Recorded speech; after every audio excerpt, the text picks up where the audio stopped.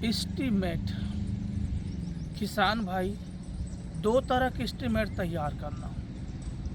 एक एस्टीमेट कितनी लागत आएगी आपके बोर में, उसकी एस्टीमेट होना चाहिए। और दूसरी एस्टीमेट, पानी नहीं निकला, पानी नहीं निकला तो कौन कौन सी परेशानियों का सामना आपको करना पड़ेगा, इसका भी एस्टीमेट बना लेना। केवल हम कामयाबी का एस्टीमेट बना कर चले, ऐसा नहीं है। हम अच्छे करने की तो सोच लेते हैं, करेंगे भी अच्छा, ठीक है, लेकिन हमने देखा है कई किसान भाइयों के खेत में 4 बोर फैल हो चुके हैं, 5 बोर फैल हो चुके हैं, किसी के में तो 12, 13, 14 बोर भी फैल हो चुका है। इतनी बोर फैल हो चुका है। जांच करने वाले कई तरह के जांच कर देते हैं, कहीं पर भी पॉइंट बता के चले जाते हैं, या आपकी ज़मीन में कई बार पानी भी नहीं होती है, तो कहीं सूखा गेप हो जाता है, तो कहीं दलदल हो जाती है, कहीं आप ब्लास्ट के उसमें आपका बोर बिगड़ जाता है, तो कहीं रेता के उसमें जाम हो जाती है। फैल होने के हजारों कारण होते हैं। इसलिए मेरा सबसे कहना है कि आप लोग जब बोर करवाने की सोचते हैं तब 2 तरह के एस्टीमेट को तैयार करिए। पहला एस्टीमेट वह जिसमें कितनी आपको लागत आएगी, लागत में रहता है कितनी दूरी से आपके पास कंप्रेसर मशीन आएगी, उसका होता है, कितनी खोदाई करेगा उसका होता है, कितने रुपये में खोदाई करेगा उसका होता है, कितनी फीट केसिंग लगेगा उसका होता है, कितनी फीट गहरी होने के बाद फीट पीछे कितनी का चार्ज और जुड़ते जाएगा उतना बनता है, टोटल में कितने का चार्ज बनेगा, फ्रेशिंग चार्ज कितना बढ़ेगा, सब चीज़ को जोड़ना पड़ता है। यह तो पानी निकल गई तब तो आनंद मंगल होता है ना। और नहीं निकली तब के सिचुएशन में हमें कौन कौन सी परिस्थिति का सामना करना पड़ेगा, उसका भी बना लेना। इसमें होता है परिवार के लोग आपके प्रति कैसा नज़रिया रखेंगे, है ना, आपकी बीवी बच्चे आपके साथ कैसा बिहेवियर करेंगे, आपकी माता श्री किस कदम तक आपकी साथ देंगी, आपके पापा आपके कैसे बिहेवियर करेंगे, है ना, आपके भाई और परिवारों का कैसा रिएक्शन होगा, वे क्या सोचते हैं और आगे क्या सोचेंगे, इसमें सहमति आपके साथ कितनी दूर तक बनेगी, उन सब के बारे में भी एस्टीमेट बना लेना, है ना। कामयाबी मिल गई तो आपके साथ सब रहेंगे, लेकिन आप फेल हो गए, बोर फेल हो गई मतलब आप फेल हो गए, उस कंडीशन में आपको कौन कौन सी परेशानी झेलना पड़ेगा, इसका भी एस्टीमेट तैयार रखना। केवल एक ही एस्टीमेट बनाकर आगे बढ़ने से काम नहीं बनेगा, क्योंकि ये बोर है, अंधेरे में तीर चलाने जैसा काम होता है। निशानी लग जाती है तो आपके भविष्य चमक जाएगा, और नहीं लगी तो आपके भविष्य बर्बाद हो जाएगा, आपका जीवन तबाह हो जाएगा। इसलिए आपको सोच समझ कर काम करना है, ठीक है। बहुत से पानी जांच करने वाले अच्छे जांच करते हैं, उनकी जांच आज तक फेल नहीं हुई है, लेकिन कई ऐसे पानी जांच करने वाले हैं जिनकी जांच फेल हो जाती है। कहीं पानी भी नहीं निकलता तो कहीं सूखा गेप आ जाती है ना, कहीं पानी लगते लगते धार बंद हो जाती है, कहीं पानी लगेगी लेकिन बाद में पानी चलना भी बंद हो जाता है, कहीं पड़ोसी आपके अपने खेत में ब्लास्ट कर दिया तो उनकी मलमा भी आपके बोर में आके बंद पड़ जाती है ना, कहीं दूर में कोई बोर कर रहा है उनकी मलमा आके पड़ जाती है। तो तरह तरह के कारण होते हैं बोर फेल होने के।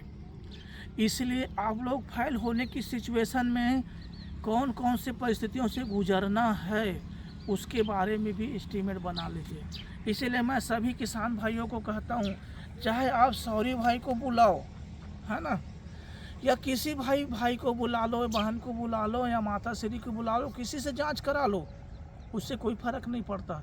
लेकिन बाई द वे आपकी बोर फेल हो गई तो उस समय जिम्मेदारी लेने के लिए भी तैयार रहो, है ना, क्योंकि एक ही व्यक्ति जिम्मेदार होगा फेल होने के बाद, पूरा परिवार जिम्मेदार नहीं होगा।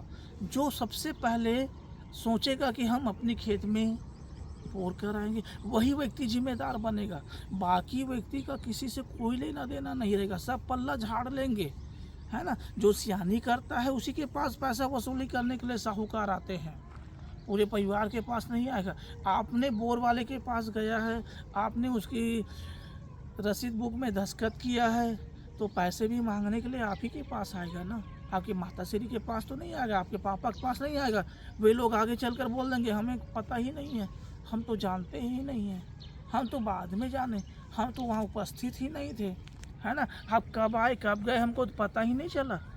तरह तरह की बातें बनाकर उड़ जाएंगे, जानेंगे सभी। इसलिए भाई आप सभी से मेरा रिक्वेस्ट है, आप लोग एस्टीमेट बना लो। एक ही एस्टीमेट बनाने से काम नहीं चलेगा।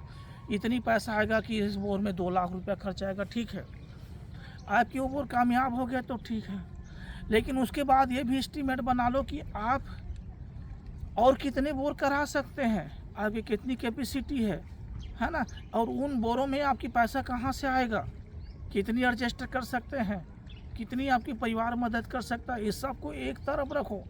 उसके बाद दूसरे तरफ ये रखो कि आपको परेशानियाँ क्या क्या झेलना पड़ेगा, क्योंकि आपके पड़ोसी आपको गाली देने नहीं आएंगे। सबसे पहले तो आपके घर में ही बगावत होगी, आपके माता पिता ही आपसे बगावत करेंगे, आपके भाई भतीजा बगावत करेंगे, आपकी पत्नी बगावत करेगी, आपके और रिश्तेदार बगावत करेंगे।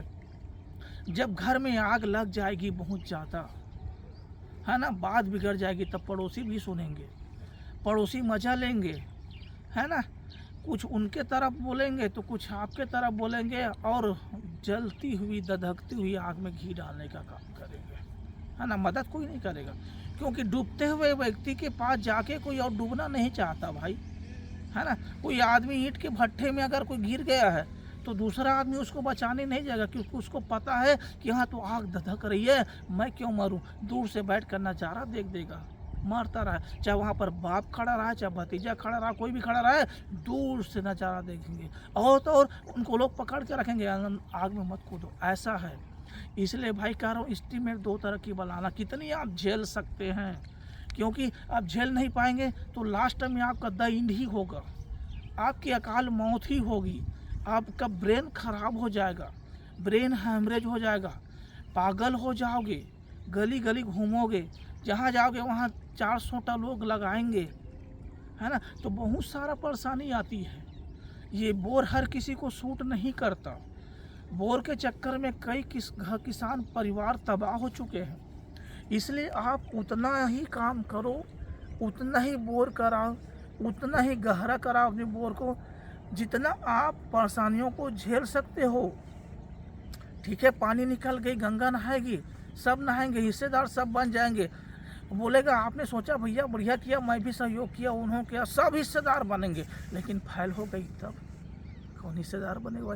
कोई हिस्सेदार नहीं बनेगा। एक ही आदमी के गले में फंदा पड़ेगा और वही लटक जाएगा ऊपर। ये होती है ना। तो मरना एक ही आदमी को है, उद्धार सबका होगा, मरना एक ही आदमी का है। जो इस लाइन में सियानी करेगा, जो अगुवाई करेगा, उसी के गले में फांसी की फंदा लटकती है भाई। इसलिए आप लोग 2 तरह के एस्टीमेट को बनाओ। एस्टीमेट बनाते समय इसका भी बनाओ, क्योंकि मैं देखता हूँ किसान भाई लोग अक्सर एक ही तरह के एस्टीमेट बनाते हैं। कितना लागत आएगा, इतनी पैसा लगेगा, लेकिन एक बात और बता रहा हूँ, 1 लाख सोचोगे 1 लाख के अंदर हो जाएगा काम, लेकिन मान कर चलो कि 50,000 उसमें और लगेगा।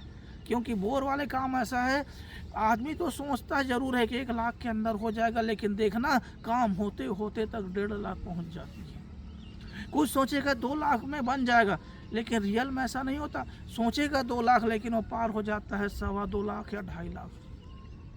कोई सोचेगा मेरा काम पूरा 3 लाख में कंप्लीट हो जाएगा, लेकिन नहीं भैया, जितना सोचोगे उससे 25-50 हज़ार एक्स्ट्रा और बढ़ा लो, क्योंकि ये बोर की नशा बहुत खतरनाक होती है। इसलिए आप लोग एस्टीमेट बनाते समय भी, अनुमानित राशि बनाते समय भी उसमें और 25-50 हज़ार रुपये की गुंजाइश करके रखो कि हम इतना पैसा और कहाँ से लाएंगे, इतना पैसा कहाँ से और देंगे, क्योंकि तो कोई भी आपको छोड़ेगा नहीं, है ना। जब 4 साहूकार आपके घर में आएंगे तो परिवार वाले भी आपको डंडा मार कर निकाल देंगे, कॉलर पकड़ कर आपको निकाल देंगे, आपके परिवार वाले ही। बहुत परेशानियाँ झेलना पड़ती है भाई।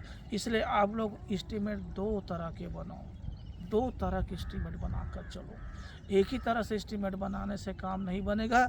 मैं अपनी वीडियो में बारीक से बारीक बात को बताता रहता हूँ ताकि आप लोगों के जीवन में खुशहाली रहे, आनंद मंगल रहे और कोई भी आदमी गड्ढे में डूब कर मत मरे, क्योंकि हर एक किसान भाई का उनके प्राणों की मेरी जरूरत होती है। हर एक किसान भाइयों की मैं शुभ चिंतक हूँ यार, किसी का बर्बादी हो ऐसा मैं नहीं चाहता। मैं समय निकालता हूँ आप लोगों के लिए, एक दिन में कम से कम 10-15 मिनट आप लोगों के लिए निकालता हूँ ताकि भाई सब मेरी आवाज़ सुन सको, क्योंकि ये जो चैनल में वीडियो चलता है वो किसानों के लिए ही चलता है ना। भले मैं आप लोगों की फ़ोन को रिसीव नहीं कर पाता हूँ, काफ़ी लोगों को नाराज़गी होती है ना। अब अभी देख लो, जब मैं आप लोगों के लिए मैं वीडियो में सामने आया हूँ, है ना, इस बीच में तो काफ़ी लोग फ़ोन किए हैं, काफ़ी लोगों का फ़ोन आता रहता है, दिन भर ठुन ठुन ठुन ठुन बजता रहता है, फिर भी नहीं उठा पाता। क्यों? मुझे भी व्यस्तता होती है, मुझे भी किसी न किसी काम में लगा रहना पड़ता है, ये भी मेरी पेट रोजी का सवाल है। तो भाई आप लोग नाराज़ मत होना, क्योंकि हर एक आदमी का फ़ोन उठा पाना मुश्किल है, हर एक आदमी को जवाब दे पाना मुश्किल है। जब फ़ोन ज़्यादा आते हैं और जवाब ज़्यादा देना पड़ता है, उस समय मौन रहना पड़ जाता है ना। चुप्पी में भलाई होती है, क्योंकि हर एक आदमी का ना संतुष्ट कर पाना संभव नहीं है।